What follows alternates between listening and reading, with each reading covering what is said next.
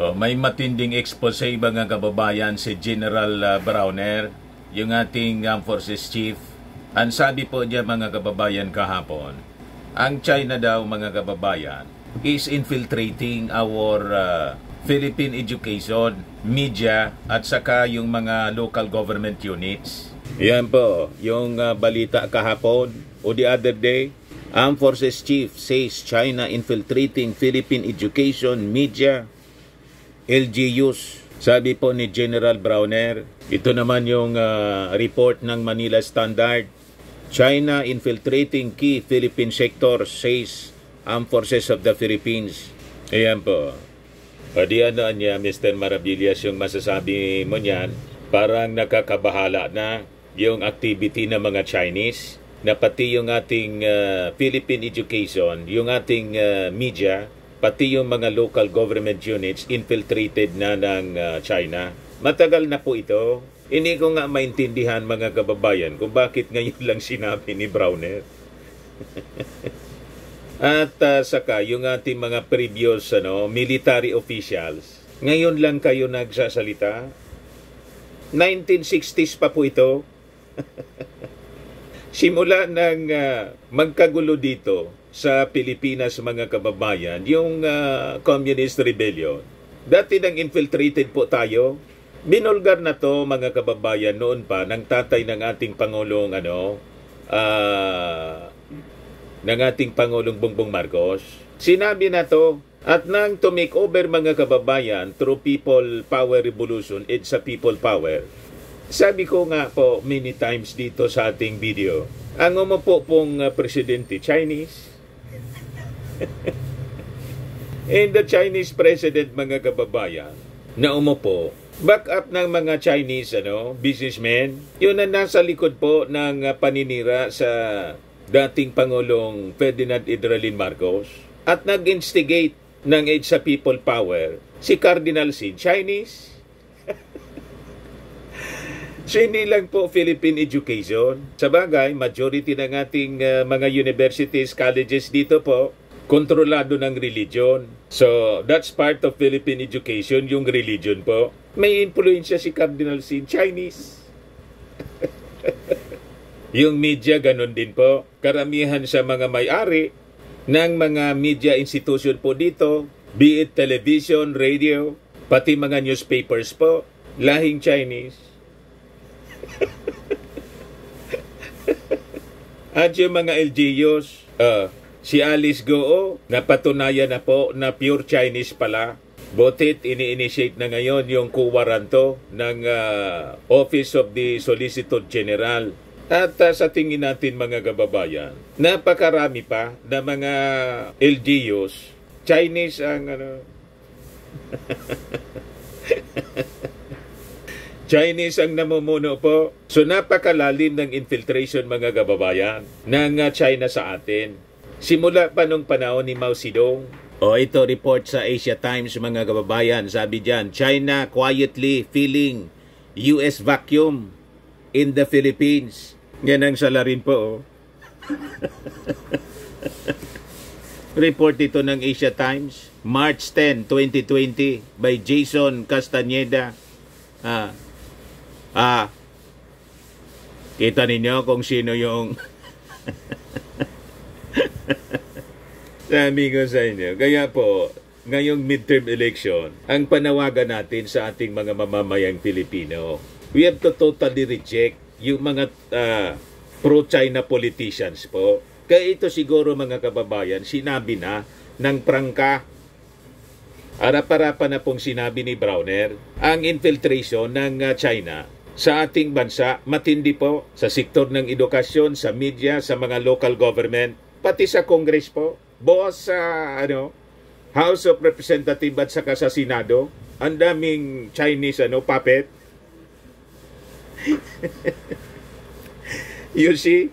But before ko mga kababayan ibigay sa inyo yung full story ng mga balitang yan, lalo na po yung infiltration kung kailan po nagsimula as exposed by then President, yung tatay ng ating Pangulong Bongbong Marcos, Ferdinand Idralin Marcos, click subscribe muna dito sa ating YouTube channel and hit the notification bell para lagi po kayong updated sa mga kaganapan dito sa ating bansa. Like and share na rin po ninyo ng ating video. At wag na rin po ninyo na skip yung ating mga commercial ads para tuloy-tuloy ang pag-unlad ng bagong Pilipinas. Sa mga naghanap ng malinis and spacious fitness gym, pumunta lang po kayo sa aming Colossal Fitness Gym. We also offer Grab Car Rental with our brand new 2023 model ng Toyota Innova. We also accept booking for those who are planning to travel via PAL, Cebu Pacific, and other airline companies, local and international, and bills payment for Meralco bills, PLDT, etc. Ang Colossal Fitness Gym is located at 3rd floor, Security Bank Building, Landco Business Park, Legazpi City, Albay. For inquiries, look for Gilon Maravillas. Contact number 0966-802-0949.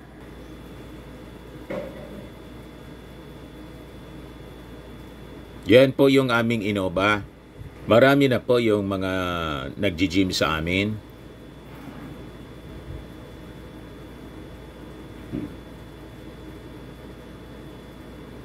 Ito yung mga bago naming clients.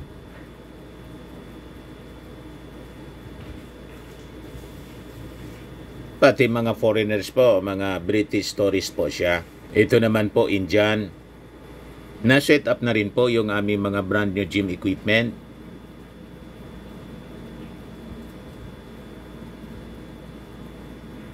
May treadmill na rin po kami. Ito naman po yung bagong product naming binibenta online, iGlow Serum, galing pong South Korea. Whitening po siya, tingnan ninyo ang epekto sa aking anak na architect entrepreneur.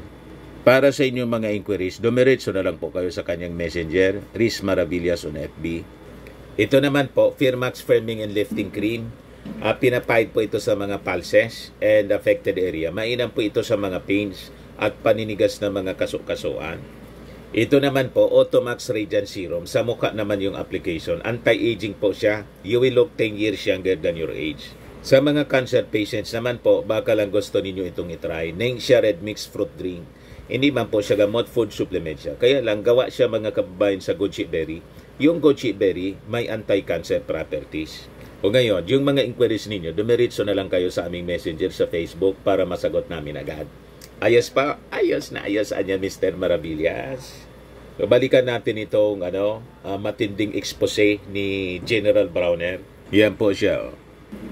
So, sabi po ni Browner, yung media daw, mga eskwelahan, mga negosyo being targeted ng China, targeted by infiltration, pati yung mga local government units.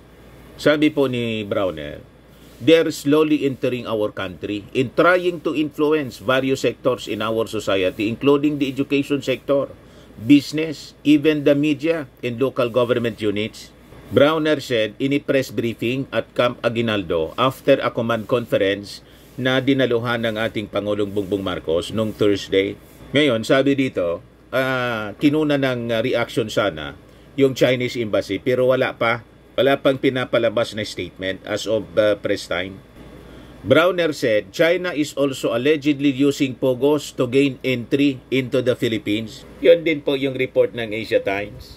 Ang POGO po, yung POGO operation, tumindi nung past administration. Yan po, report ito ng Asia Times, mga kababayan, noong 2020 pa. Ayan o. 2020, March 10, 2020. China quietly filling US vacuum in the Philippines. Sinamantala nila during the previous administration po. Kasi pro-China yung previous administration. Alam nating lahat.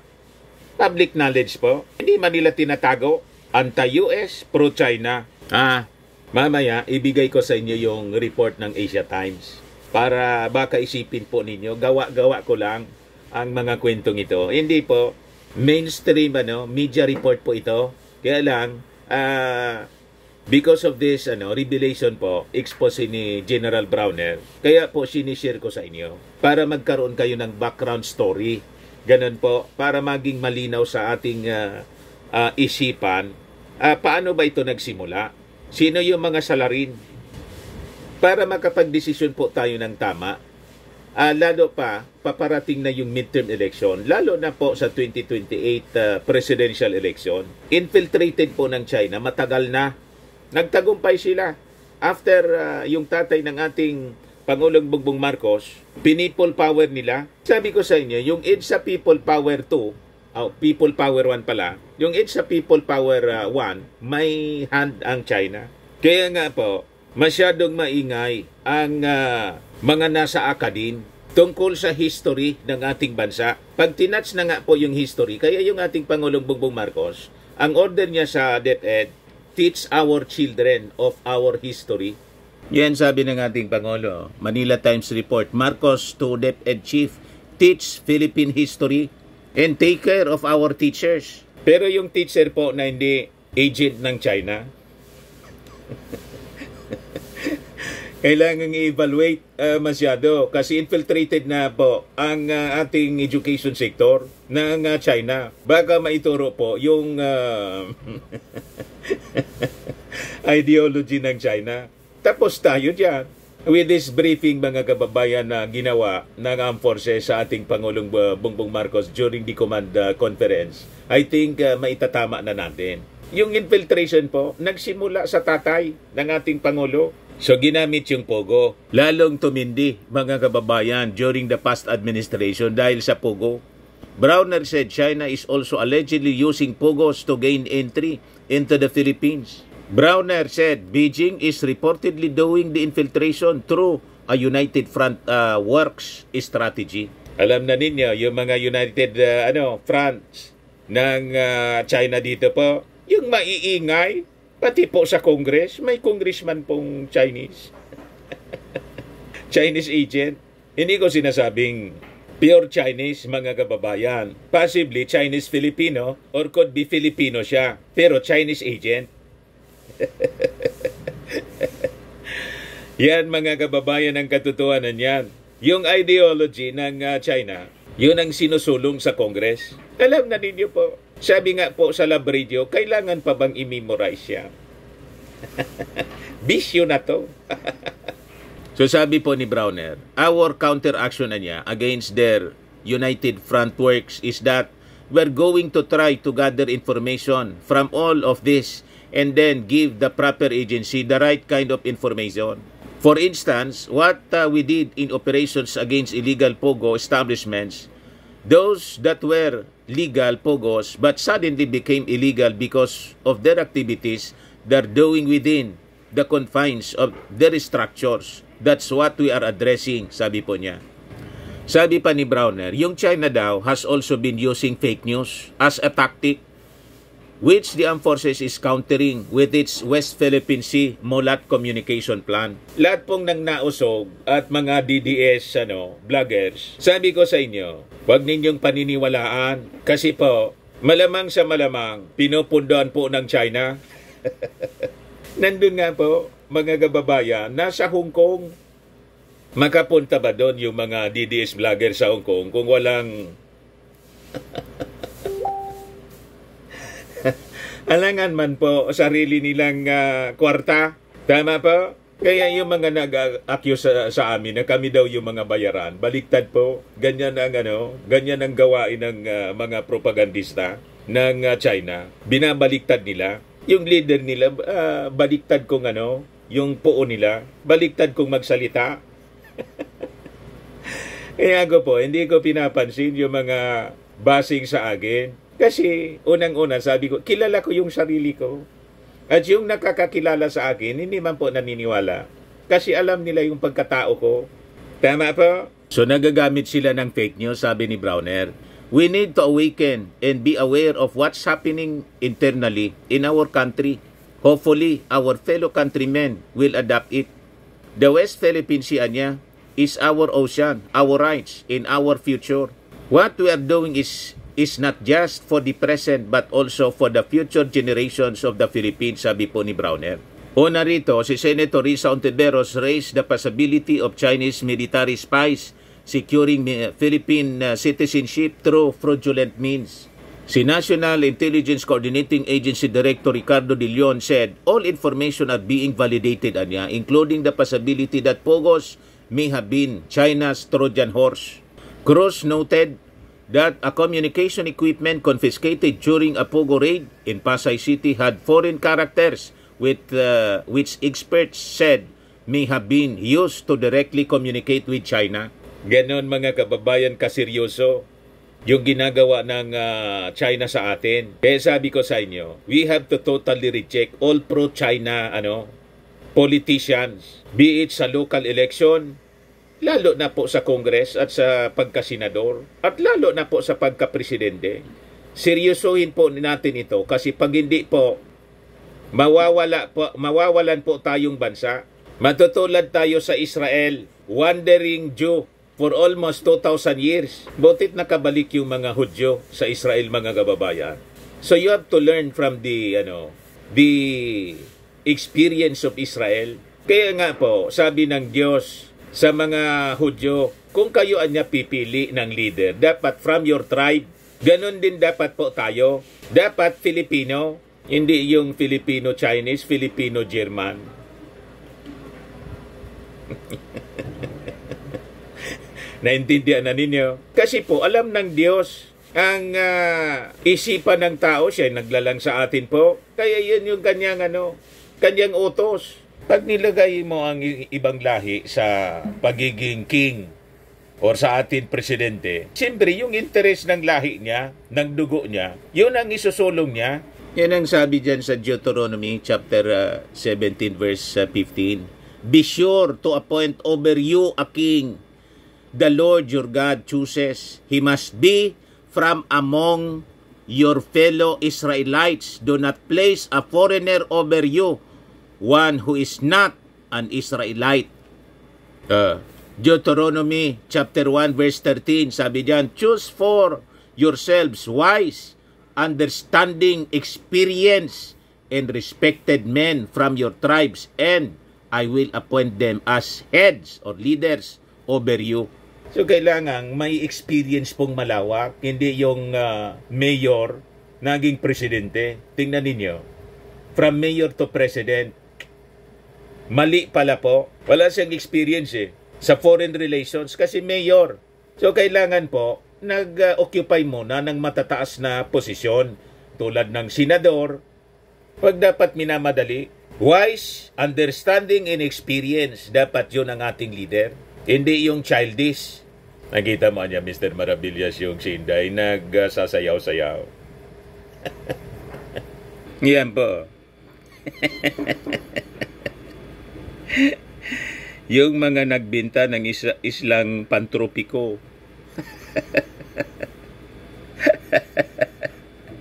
Kita ninyo? Pero mga kababayan, si President Bongbong Marcos, saka si Mrs. Lisa Marcos, nag-attend lang ng konsyerto sa palasyo. Galit na yung mga DDS. Sige lang daw mga kababayan ang party-party. Ito ano to? Hindi ito party-party. Ano ba? Mas malala pa yon. Mga kababayan, talaga may inuman sa paligid po. At sumasayaw-sayaw siya. Kasama yung bakla. Na? May inuman dyan, Inuman, Yan, O, di ba? Sa mga DDS po, okay yan. Pero sa mga Marcos po, na nag-attend po ng konsyerto sa palasyo in honor of the health workers, galit sila. At saka doon sa palasyo, na nag-toast yung First Lady, kinuha yung wine, galing kay, kay Cheese Escudero. Suga pa daw sa alak. Ganon sila mga kababayan, kabayas. Okay, pag sa kanila. Pag sa Marcos po, masama.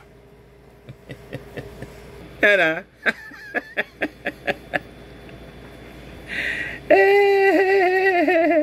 Ganon sila ka-abnormal mag-isip, mga kababayan. Balik tayo dito sa ating kwento. Yung sabi dyan, suspended Bamban Mayor Alice Goo is being linked to a Pogo raided in Tarlac, was also accused of being a Chinese spy or asset. She has denied the allegation, but the National Bureau of Investigation confirmed the mayor and Chinese passport holder Goo Guoping have been the same. have the same fingerprints.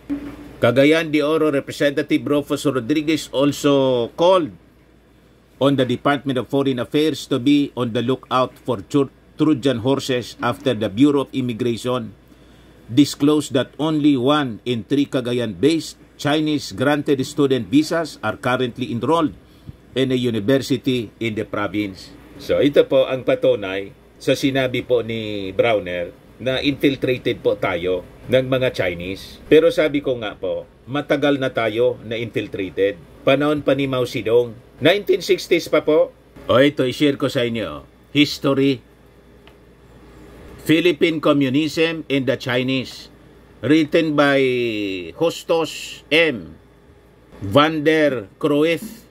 Sabi dyan, during his visit anya to the United States in September 1966, hindi pa ako pinanganak, September 1966, ito mga kababayan, December 1966 ako pinanganak.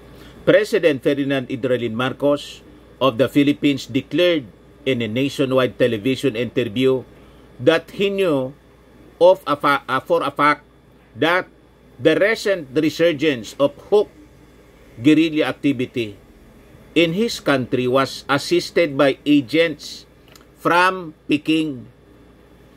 A year earlier, Philippine Armed Forces Intelligence had reported the discovery of military training centers in Bicol, dito sa amin, in the Visayas, run by Chinese communists. Kita ninyo? According to the same report, some 3,000 Chinese subversives in the Philippines were working closely with the Huks, yung Huk Balaha po. Philippine Constabulary Chief Brigadier General Flavio Olivares termed the threat posed by the Chinese communist infiltrators as more serious than that of the Huks. He noted that lax enforcement of immigration laws facilitated the entry of Chinese communists and added that in recent years, some 1,000 Chinese had gone to China ostensibly for sentimental reason but had come back to the Philippines as agents.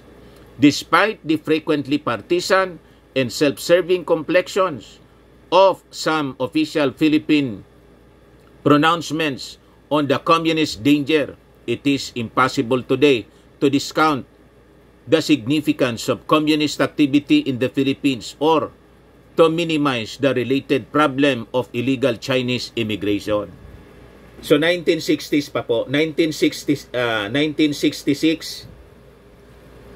57 years ago, mga kababayan, gano'n na yung ginagawa ng mga Chinese. Nag-infiltrate sila dito sa ating bansa.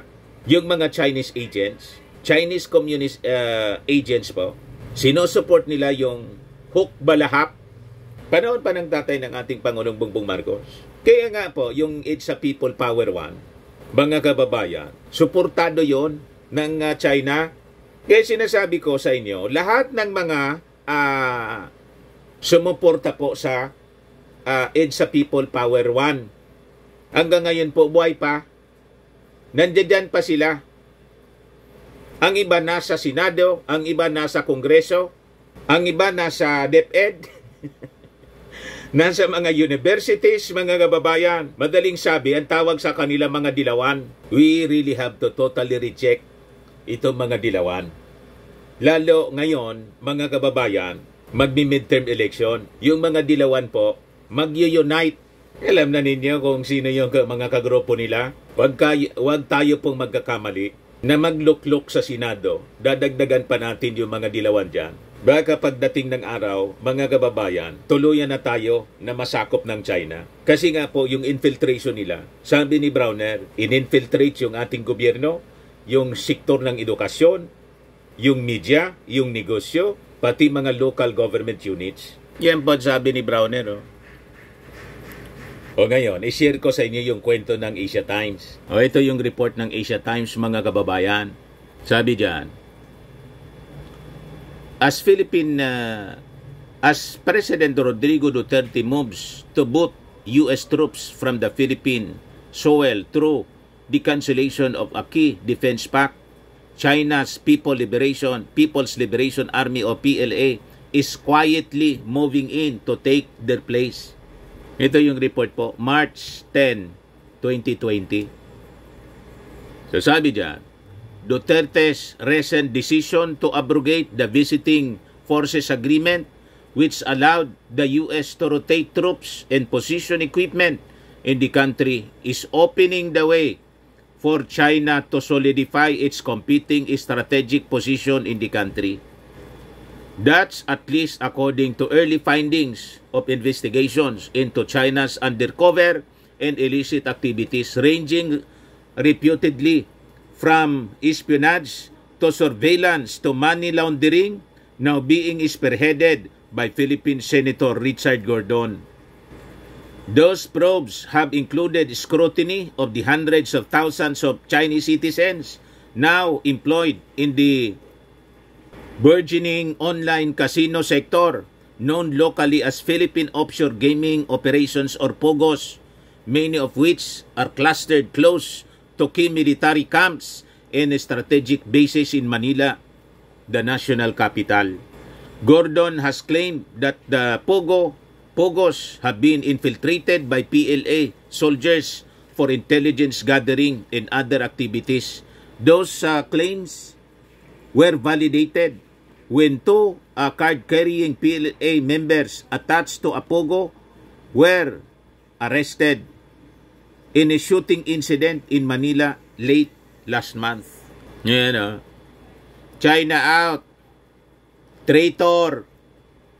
Nagbabasa lang pa ako ng placard. China out, sabi ng mga nagrarally. Traitor. Anti-China protesters during a demonstration in front of the Consular Office of China, Manila, April 9, 2019. Ano sabi dyan? The Senate investigation have revealed a tangled web of official corruption and conspiracy which has allowed countless Chinese citizens, including allegedly between 2,000 to 3,000 PLA soldiers, to illegally and secretly reside in the country. Matindi po yung ginawa ng previous administration. Hinayaan na ma-infiltrate po tayo.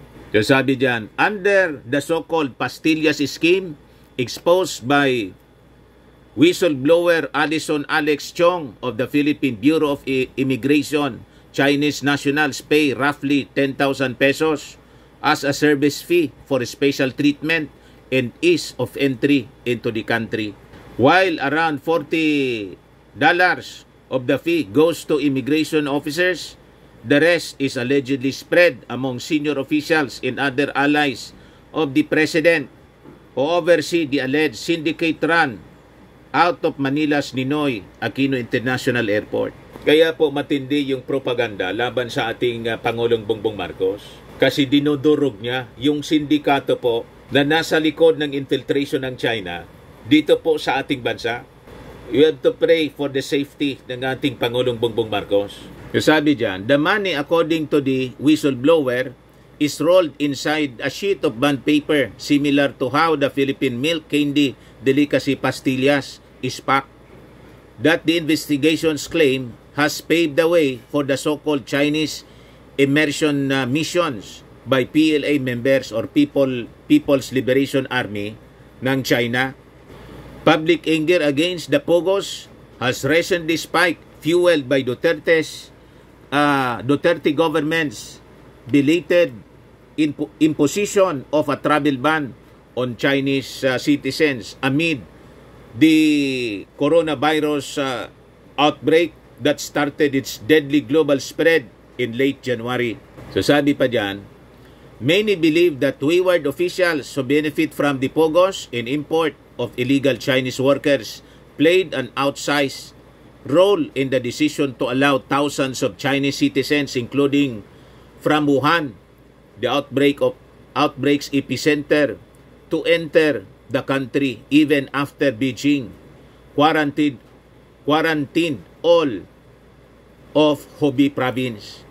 Senator Ping Lacson, Chairman Committee on National Defense and Security, and a former police chief, said that he has recently received information from security agencies claiming that thousands of undercover PLA members are engaged in immersion missions in the country with Chinese spies operating under the guise of POGO workers. The intelligence community should exert extra effort to gather information in this regard, sabi po ni Senator Ping Lacson. So nakita na ninyo kung sino yung mga kasabwat po dito sa ating bansa sa infiltration ng ating gobyerno. Kaya ingat po tayo na makapili ng mailuklok natin sa posisyon yung tinatawag na Manchurian candidate. Yes, sabi dyan, Lacson, Gordon, and Senate Minority Leader Franklin Drilon have all recently warned that China aims to take advantage of the new and growing security vacuum caused by Duterte's recent abrogation of the VFA with the US, a move that has undermined the legal status of the two sides' 1951 Mutual Defense Treaty or MDT. Ito po yung mga aerial photo depicting the location of Chinese-run POGOs in the Philippine military headquarters. Malalapit po sa ating military headquarters. So, tinitiktikan po tayo. Yan ang rason po kung bakit yung China naging agresibo nang manalo yung ating Pangulong Bongbong Marcos. And we assert our, we strengthen our relationship, hindi po sa kanila kasi may masama silang intensyon sa atin.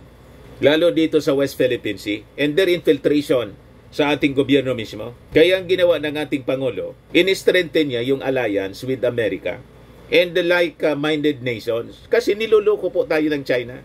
So tama lang ang naging posisyon ng ating Pangulong Bongbong Marcos. Kaya sabi ko sa inyo, huwag kayong nakikinig sa propaganda ng mga pro-China dito sa ating bansa. Alam na ninyo kung sino-sino sila.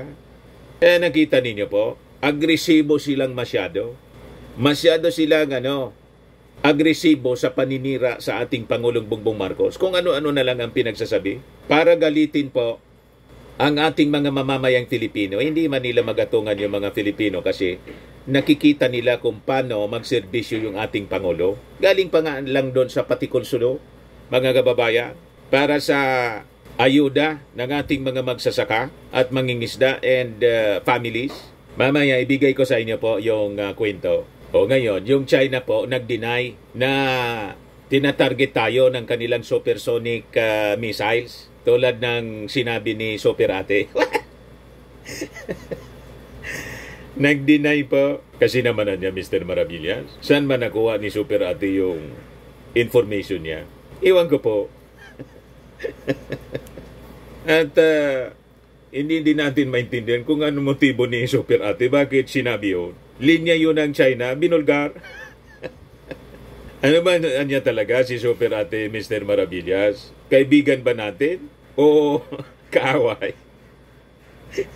Hayaan natin siya maglaro, mga kababayan. Namamangka sa dalawang ilog si Super Ate.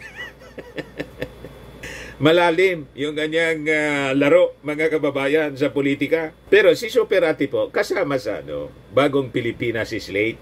Ayan po, kumpleto na. Nandyan si Super Ate.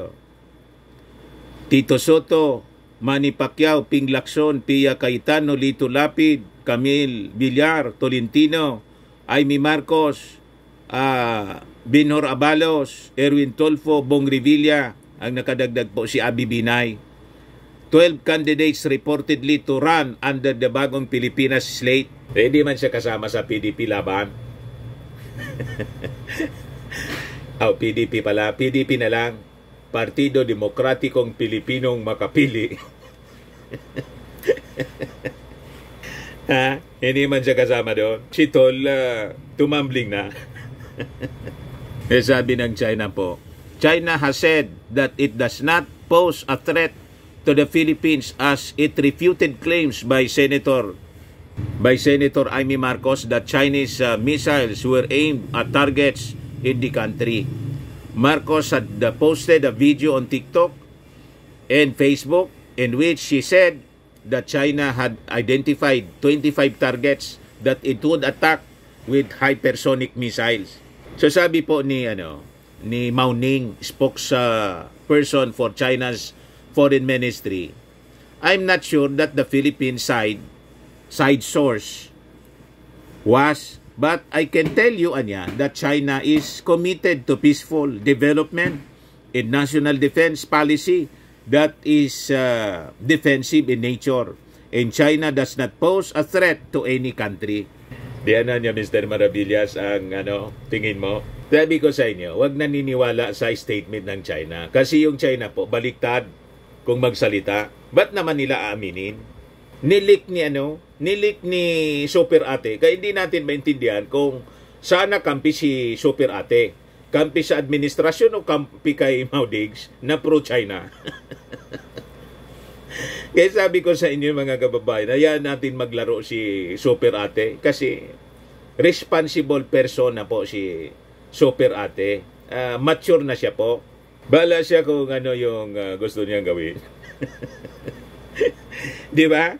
Pero sabi ni Mao, China would not sit idly by and watch when its rights and interests and regional peace and stability were being violated or threatened. We urge the relevant country to listen to the concerns its people have and call from other countries in the region. Bear in mind the fundamental interests of each people. Stay independent, good neighborliness and friendship. Earnestly respect other countries' security concerns and act to keep the region peaceful and stable. Kita ninyo? Lahat baliktad yung sinasabi. Independent daw, pero nangingialam sa atin, good neighborliness and friendship, pero inaaway po tayo. Hinagamgam po yung hindi sa kanila, yung atin, kinukuha nila, pero good neighborliness ang sinasabi. Kaya pag napaniwala ka ng sinasabi ng mga Chinese, tapos ka na. Kasi po, double speak sila. Parang si Mao Diggs, double speak. Pati ba sa idol niya si Xi Jinping? Kaya ingat po tayo sa pagpili ng mga leader. So, yun man lang po, mga kababayan. Sana with this expose at yung pagpapaliwanag natin, makapag-desisyon po tayo ng maayos. As we move closer sa ating midterm elections po. Huwag pagogoyo. Matagal na tayong ginugoyo po. Yung infiltration ng mga Chinese, noon pang 1960s, at massive na ang infiltration nila ngayon. Ang nakalulungkot po, daming pro-China po na nandyan sa Congress, sumisweldo from the taxes of the Filipino people. Di ba nakakalungkot ang ganon? So panahon na po, tanggalin natin na sila lahat during the in the midterm elections. Lahat ng pro-China at mga institusyon, lahat ng ito po, yung mga anti-Marcos, pro-China yan. Pag anti-Marcos po, huwag na ninyong iboto, pro-China yan. Nagsimula yan sa tatay ng ating Pangulong Bongbong Marcos, yung mga anti-Marcos. Ginamit nila kung ano-anong mga issue laban sa dating Pangulong Marcos at in-instigate nila yung people power para po makontrol nila yung gobyerno at mapahina yung ating armed forces. Kaya, di ba, mga kababayan, nung humina yung pinalayas yung Amerika, yung military base, na-infiltrate yung Senado po. Ayun, umabante bigla yung China. Wala man sila niya dati dyan sa West Philippine Sea. Nung malakas pa yung ating armed forces, finance nila yung political turmoil. In-infiltrate tayo. Sabi ko sa inyo, kasama po yung cultural infiltration. Kaya wag na kayong makikisali sa Chinese New Year. Isa yun sa instrument nila kung paano tayo sakopin. Sinasakop nila yung ating isipan. Cultural invasion po. Ang ultimate objective nila, mawala po yung lahing Pilipino, lahing Kayumanggi. Dilawan na lang lahat. Yung Chinese po, yellow race sila. So dapat po, proud tayo sa ating kulay. Kulay Kayumanggi. Yung ang dapat isulong natin. Filipino culture. By Filipino. Tira niya Mr. Maravillas, di ba si Cory yung nagsabing by Filipino? Bininta niya yung Yung mga pag-ari ng iniman mga kababayan, mali, double speak nga eh. Kala ninyo, bumili ng mga produktong gawang Pinoy. Ang nangyari po, yung mga pag-ari ng gobyerno ng mga Filipino, bininta. Privatization, tapos kinontrol ng mga negosyanteng inchik, pati yung ating napokor. Aeroplano natin, bininta. Yung mga big industries, government control corporation po, inubos nila. Naisahan po tayo. Kaya po, huwag tutulog-tulog kasi makinig sa mga ganitong uri ng discussion po. Mag-research ng malalim. Okay po? Ako po si Dante Maravillas. Bye-bye. God bless.